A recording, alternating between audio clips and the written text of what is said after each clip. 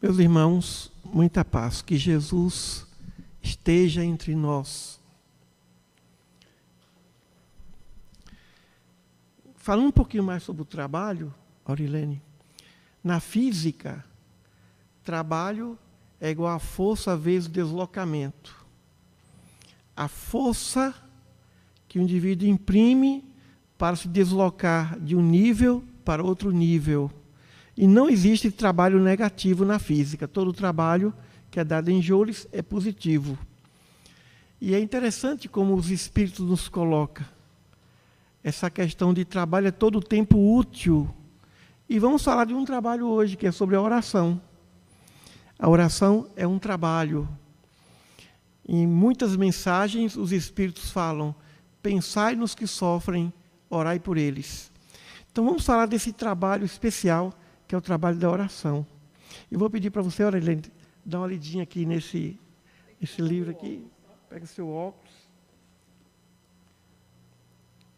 Você usa óculos? Não é? Você sabia, não. A mais bela oração? A mais bela oração. Vou baixar isso aqui um pouquinho. Baixar um pouquinho. Não, é isso, tá bom. A mais bela oração. E quando orardes, não sejais como os hipócritas, porque eles gostam de orar em pé nas sinagogas e nas esquinas das praças, para serem vistos pelos homens. Em verdade vos digo, eles já receberam sua recompensa. Tu, porém, quando orares, entra no teu quarto e, fechada a porta, ora teu pai que está em secreto, e teu pai que vem em secreto te recompensará. Nas vossas orações, não useis de vãs repetições como fazem os gentios, porque imaginam que pelas muitas palavras serão ouvidos. Portanto, não sejais semelhantes a eles, porque o vosso Pai sabe o que vos é necessário, antes mesmo de lhe pedirdes. E porque estava ele num certo lugar em oração, um de seus discípulos pediu-lhe: Senhor, ensina-nos a orar, como João ensinou a seus discípulos. Disse-lhes Jesus: quando orardes, orai assim: Pai nosso que estás nos céus, santificado seja o teu nome, venha a nós o teu reino, seja feita a tua vontade, assim na terra como no céu. O pão nosso de cada dia dá-nos hoje. Perdoa-nos as nossas dívidas, assim como nós perdoamos aos nossos devedores. E não nos deixeis cair em tentação, mas livra-nos do mal. Quando estiverdes em oração, se tendes alguma coisa contra alguém, perdoai-lhe, para que também o vosso Pai que está nos céus vos perdoe vossas ofensas. Porque se perdoardes aos homens as suas ofensas, também o vosso Pai celestial vos perdoará. Mas se não perdoardes aos homens, o vosso Pai celeste não vos perdoará também as vossas ofensas. Evangelho de Mateus, capítulo 6, versículos 5 a 15, Marcos, capítulo 2, versículos 25 e 26, Lucas, capítulo 2, versículos de 1 a 4. Mais? Obrigado.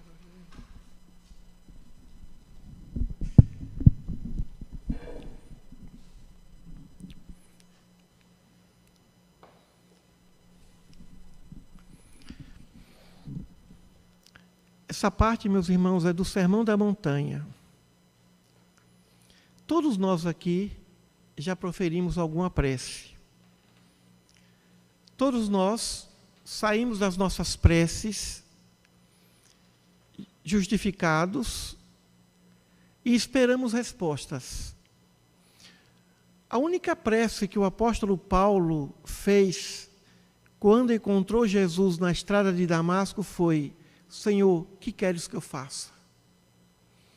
Eu estou disposto a partir de agora fazer a tua vontade. Quero ser um canal da tua vontade. Francisco de Assis começa a sua prece dizendo assim ao Senhor: Senhor, fazei de mim um instrumento da vossa paz. E ele prossegue. As orações sempre tratam de enaltecer a vontade do nosso Pai, a vontade dos espíritos superiores, a vontade de Jesus. Porque as nossas vontades, no plano carnal, são vontades limitadas pelas condições materiais nas quais nos encontramos. E o Pai entende isso. O Pai compreende essa limitação, essa ignorância. Mas Jesus vem traçando um roteiro. Entra em teu quarto, fecha a tua porta e ora e conversa com Deus. O que significa isso? Busque a sinceridade da sua alma.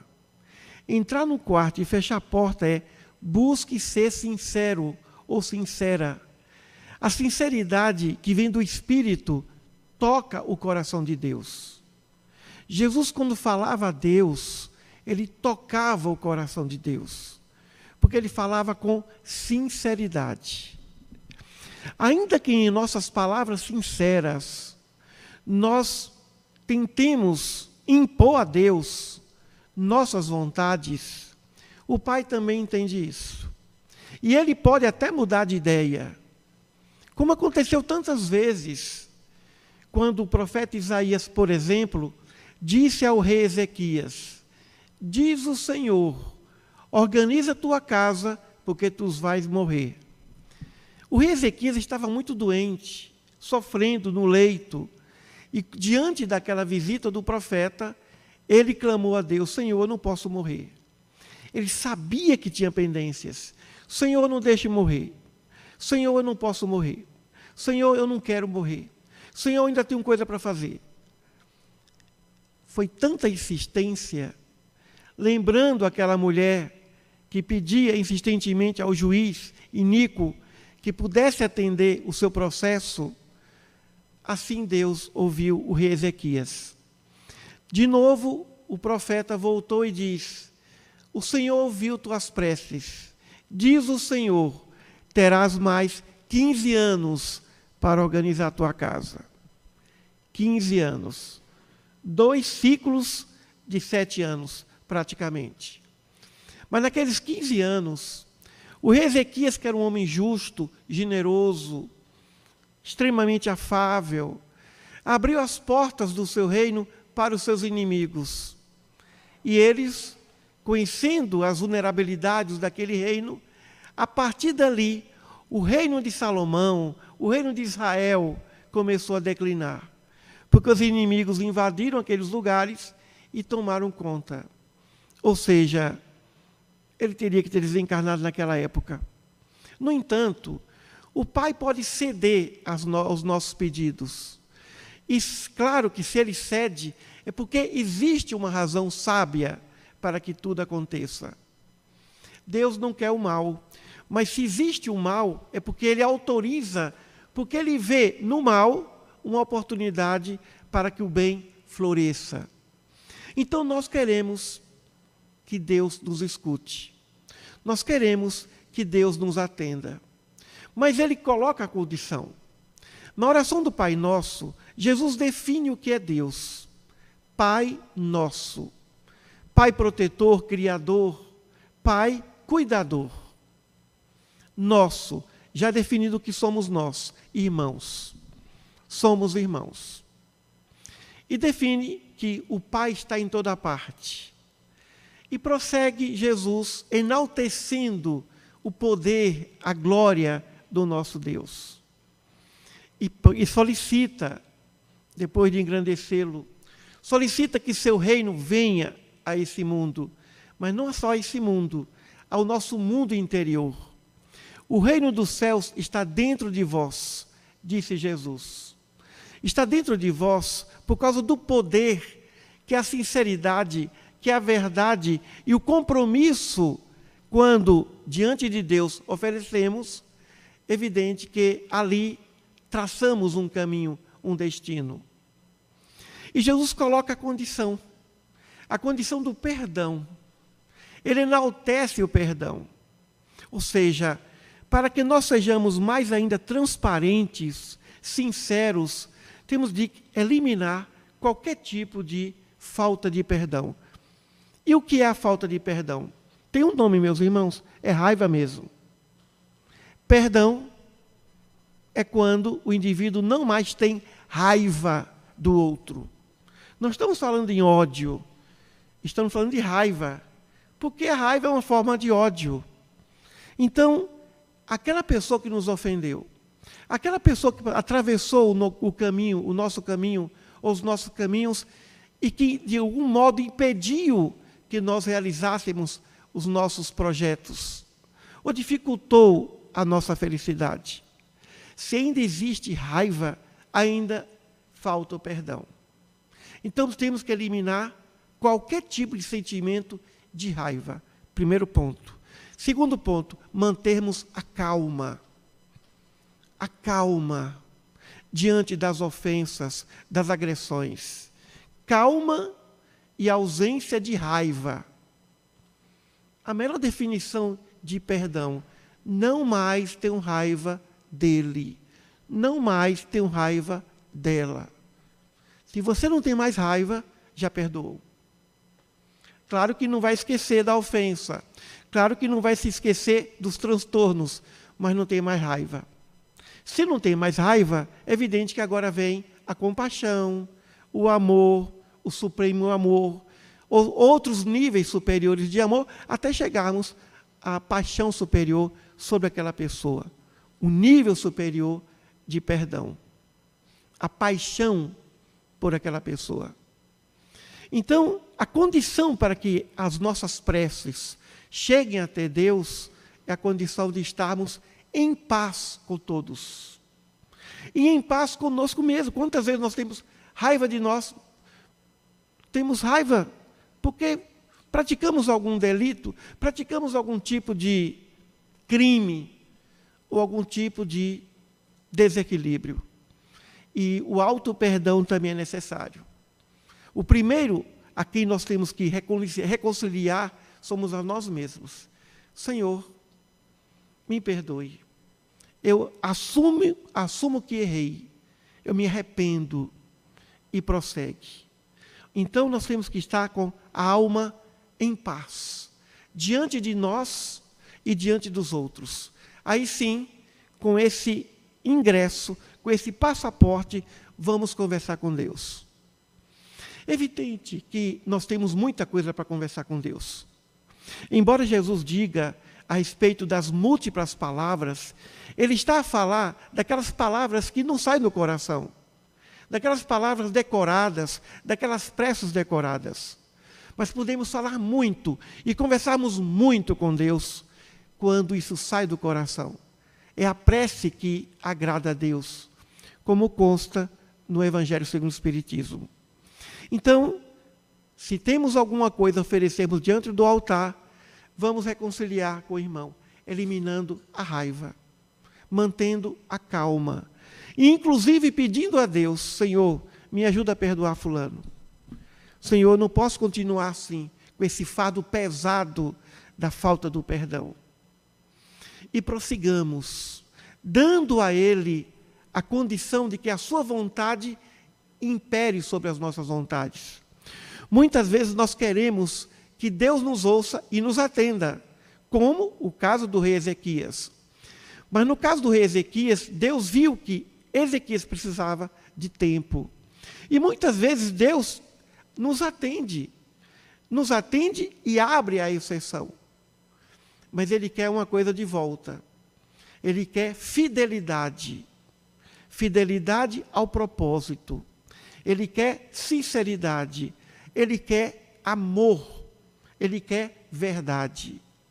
Então nós podemos todos organizarmos nossas vidas e temos a certeza de que as nossas preces são ouvidas. Se não são atendidas do jeito que nós gostaríamos, é porque Ele tem razões maiores para isso. Muitas vezes Ele não vai interferir no livre-arbítrio. Quando nós falamos, Senhor, faça com que fulano me ame, deixe de me odiar. É evidente que isso vai ser trabalhado, mas Deus também sabe respeitar o livre-arbítrio de cada um de nós. Ele não vai forçar que o inimigo nos ame, mas Ele vai criar condições para que Ele nos ame. Por exemplo, alguém não gosta de nós. Alguém não nos perdoa por alguma razão. Porque nós ferimos, ou porque essa pessoa interpretou mal algum procedimento nosso. E aí, Deus põe em nosso caminho o filho ou a filha daquela pessoa, o neto, a neta, o ente querido, o marido, a mulher, o irmão, o pai, a mãe, alguém ligado àquela pessoa para que nós possamos ajudar. E vamos ajudar. E quando aquela pessoa fica sabendo que o seu ente mais precioso, mais querido, foi ajudado por nós, o processo do amor e do perdão começa. Ninguém resiste ao perdão diante de um malfeitor que ajudou um ente querido nosso. Então, é evidente que Deus não vai forçar o outro, mas vai criar condições para que o outro nos ame, colocando em nosso caminho entes queridos. Em nossas reuniões mediúnicas, quantas vezes o perseguidor implacável, o inimigo implacável, se curva diante daquele que ajudou sua mamãe, ajudou ou está a ajudar um ente querido seu. A perseguição ali cessa. Muitas vezes perseguição milenares, seculares, diante daquele malfeitor ou daquele antigo inimigo que agora está sendo um benfeitor para o seu ente querido. O amor é irresistível. Então, Deus não vai deixar sem registro nenhuma das nossas súplicas, mas o método dele é diferente do nosso. O método dele é um método eficaz, permanente. O nosso método é um método muito imediatista. Nós queremos imediatamente a gratidão, queremos imediatamente que todas as portas se abram, mas ele tem um método. Durante mais de 3 séculos, o povo de Israel orava a Deus pela sua libertação diante da escravidão do Egito. E Deus libertou. Mas aquele povo saiu do Egito e continuou sendo escravo do Egito, das paixões do Egito, da cultura do Egito. Moisés ficou 40 anos pelo deserto, circulando, esperando que aquela geração desencarnasse, para que seus descendentes pudessem adentrar a terra prometida. Embora o povo fisicamente estivesse livre da escravidão do Egito, continuava escravo das paixões que cultivavam egípcias durante aquele período do Egito. E Moisés, sabiamente, não os colocou naquela condição da terra prometida, porque sabia que aquele povo trazia vícios do Egito. Por isso que durante 3 séculos, aquele povo não saiu de lá. E somente saiu por causa da missão e da vontade de Deus e da missão de Moisés. Mas aquele povo não estava em condições espiritualmente de sair do Egito. Seus corpos saíram do Egito, mas seus corações estavam presos ao Egito. Então precisamos, através da oração, desse processo contínuo de conversa com Deus, de perceber a vontade dEle, de percebermos o que Ele quer e tirarmos dali a sabedoria. A sabedoria de sabermos esperar, a sabedoria de modificar os nossos projetos, os nossos planos, os nossos pedidos. Aí sim, a oração vai ter poder. As nossas preces serão poderosas quando nós percebermos que o que nós queremos é o que Ele quer. Mas isso leva tempo para esse amadurecimento. Não é fácil, porque precisamos de uma conexão. Essa conexão não é tão fácil como as palavras estão a dizer. Isso leva tempo. Precisamos muitas vezes de silêncios, de ambientes sagrados. Por isso a necessidade de entrarmos em templos, de visitarmos a natureza, de abraçarmos as árvores, de respirar o ar puro, de estarmos em contato com a água, com a montanha, com os mares, com as ilhas, com os céus, com as estrelas, para podermos nos limparmos dos miasmas, das ocupações materialistas do nosso dia a dia. Por isso a necessidade de termos horários de oração, locais de oração e transformarmos a oração num hábito.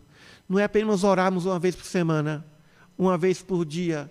É estarmos orando pela manhã, à noite, ao meio-dia, antes das refeições, de maneira bem aberta, como a criança ora, de maneira sincera. Senhor, muito obrigado por isso. Senhor, como eu sou feliz. Senhor, eu vou agora entrar num outro projeto, vou começar um outro turno de trabalho. Ou seja, abrirmos com a prece cada atividade e cada tarefa e fecharmos com gratidão ao encerrarmos cada atividade. Como é difícil fecharmos uma atividade, fecharmos os ciclos, fecharmos um projeto, como uma faculdade, por exemplo. A gente começa entusiasmado, mas depois para fechar o ciclo não é fácil. Fechar o ciclo não é fácil. E precisamos muitas vezes de uma energia redobrada para podermos fecharmos aquilo que nós começamos um dia. Então, nós precisamos de estratégias. Estratégias para estabelecermos uma intimidade com Deus, uma intimidade com Ele, de uma maneira menos sofrida possível. Dizem, e na Bíblia relata, que o rei Davi, quando falava com Deus, tocava o coração de qualquer ser que o escutava. Davi sabia tocar o coração de Deus. Mesmo depois dos seus desenganos, depois dos seus equívocos, ele abriu o coração, começando com arrependimento, começando com a sua sinceridade. Deus quer sinceridade. Deus quer verdade dos nossos corações. Eu me lembro, quando eu era mais jovem, como eu tinha mais facilidade de conversar com Deus. Como era mais fácil. Eu me lembro daquela primeira comunhão na Igreja Católica. As minhas lágrimas de agradecimento, parecia que realmente o céu se abria. Com o passar do tempo, nos tornando adulto, como ficou mais difícil conversar com Deus. Cada vez mais com intelecto, com conhecimento, e aquela pureza do jovem, daquela criança, eu senti que se perdia. É impressionante como na infância nós temos uma pureza da alma em que a prece sai de maneira mais espontânea. E a vida vai nos materializando. E precisamos tomar muito cuidado com isso, para não deixarmos que aquela pureza da alma da infância se perca e prossigamos num esforço quase que hercúleo para mantermos essa conexão. O menino Davi, o jovem Davi, na sua fase adulta, de alguns desequilíbrios, para que Davi pudesse voltar e tocar o coração de Deus, teve que se lembrar do jovem Davi que venceu Golias, na pureza da sua prece.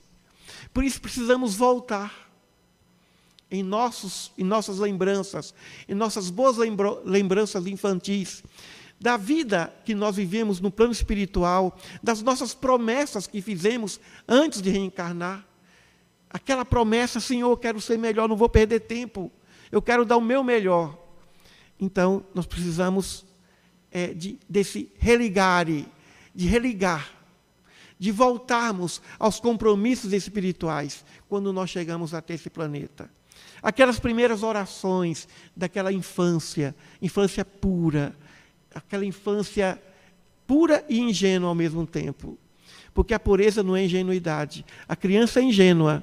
Algumas são puras, mas a ingenuidade não é pureza. Pureza é sabedoria. Pureza não é ingenuidade.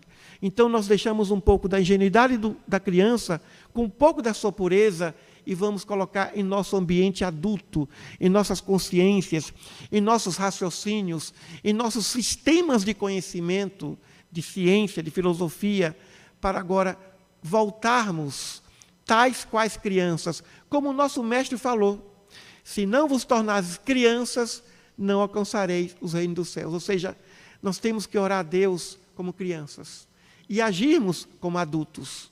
E esse momento desse religar, desse momento de oração, é que precisamos cultivar. Cultivar. E dizemos: Senhor, tira de mim as melhores palavras, Há poucos dias eu conversei com um empresário, a empresa dele não estava bem, e ele disse para mim, Emílio, eu parei, conversei com Deus e falou, Senhor, o que o Senhor quer de mim? Eu disse, mas começou bem, que oração boa, o que o Senhor quer de mim? Por que está dando errado? Por que as coisas não estão dando certo na minha empresa? Então, eu falei, é o começo de uma boa prece, a sinceridade.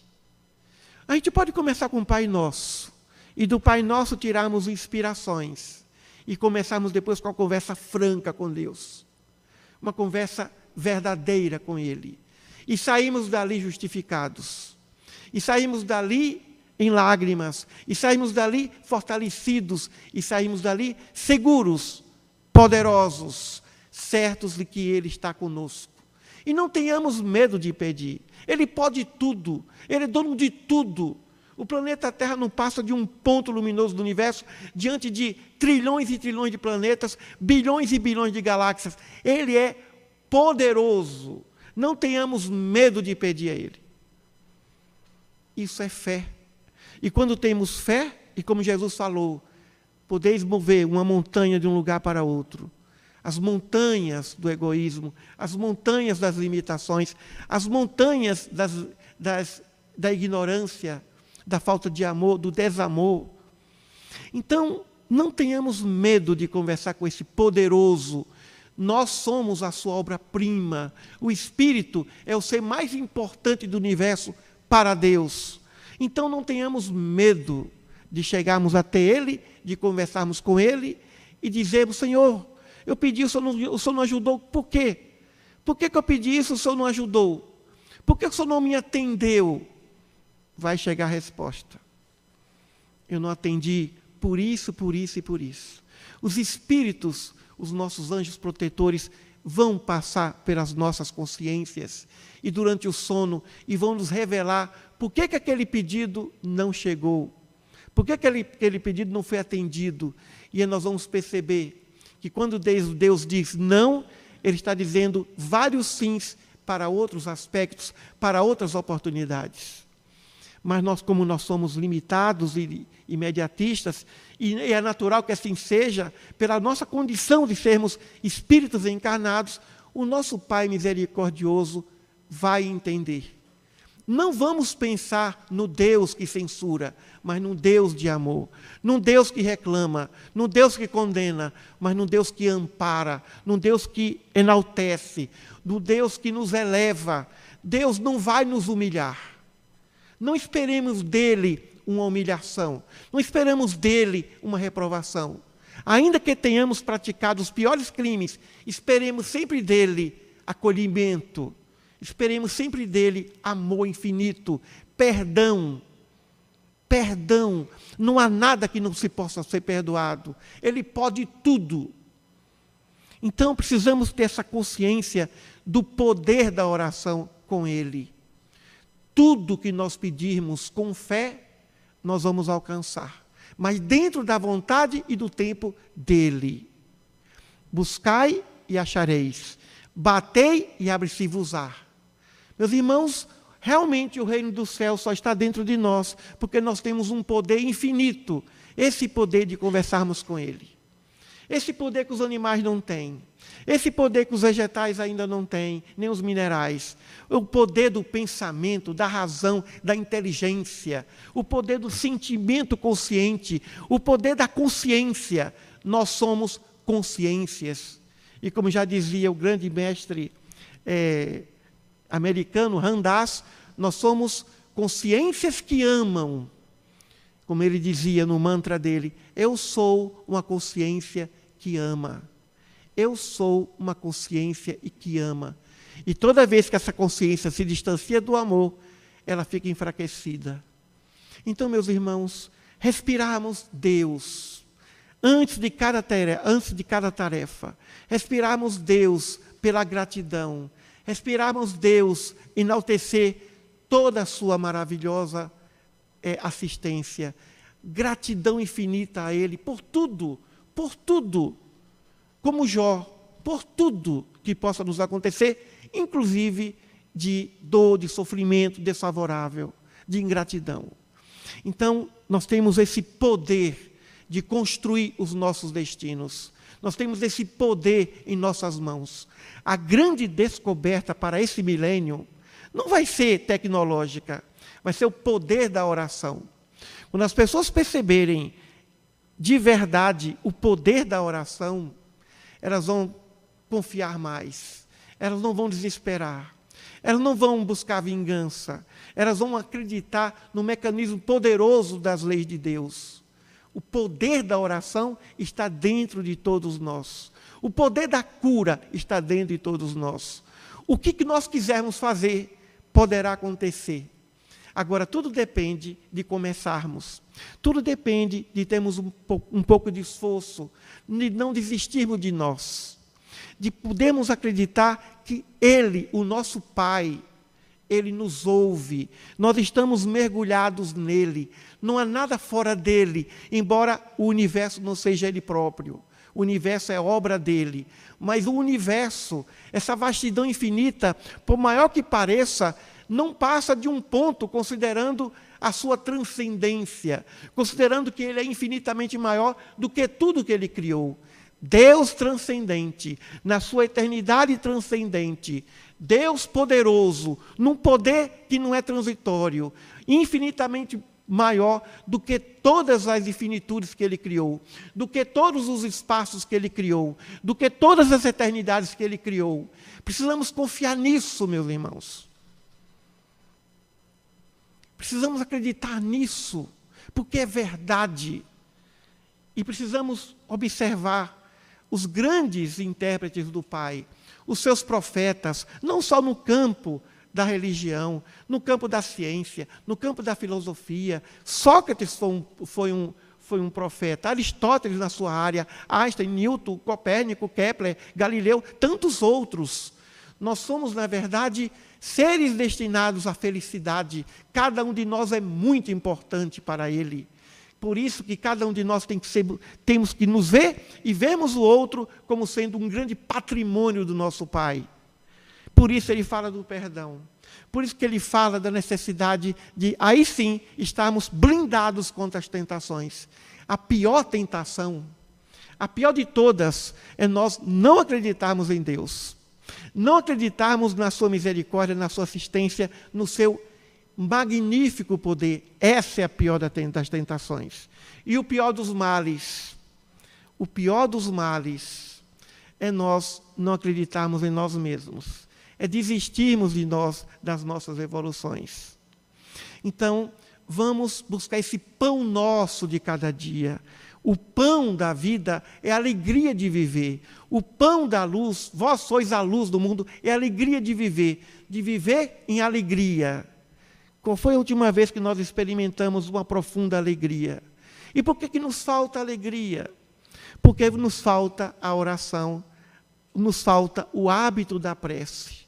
A grande causa da depressão, da tristeza, é a falta de oração.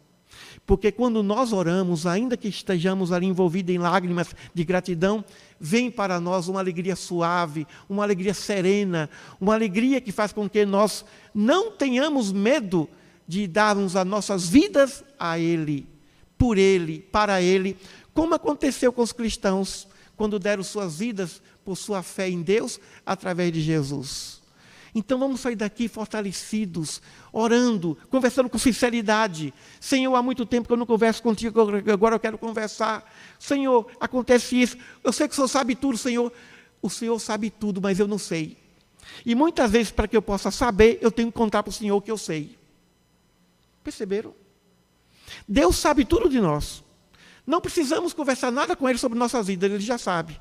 Mas nós precisamos estender a Ele o que nós sabemos de nós mesmos, para que Ele, através dessa oração, nos ilumine em nossas análises diante dos nossos fatos, diante das nossas realidades.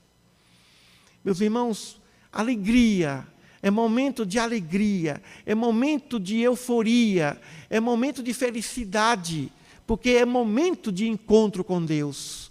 E não vamos adiar isso para amanhã. Vamos, a partir de agora, fecharmos os olhos ou com o olho aberto, dizer, Senhor, eu quero conversar contigo. Senhor, eu quero me encontrar com o Senhor. Senhor, eu quero voltar àquela ingenuidade, àquela pureza da infância e dizer, Senhor, eu sou tua criança. Senhor, eu sou o teu jovem. Senhor, eu sou o teu Davi. Mas me ajuda para que eu possa superar os Golias que existem dentro de mim. Que Jesus esteja em nossos corações. Ele que passou a maior parte do tempo orando aqui nesse planeta. Quantas madrugadas, quantas noites. Ele, durante o dia, estava a socializar, mas às noites ele reservava para orar. Ele reservava para conversar com Deus, a ponto de chamá-lo de paizinho. Paizinho, eu já conversei contigo, o Senhor sabe o que é que eu vou pedir, mas eu peço agora para o Lázaro, paizinho. Abba, paizinho. Quem sabe um dia nós vamos conversar com Deus com essa intimidade que o nosso mestre maravilhoso conversou com ele. Chamamos de paizinho. Obrigado, em tua mão eu entrego o meu espírito, paizinho, porque eu amo o Senhor, paizinho. Muita paz a todos.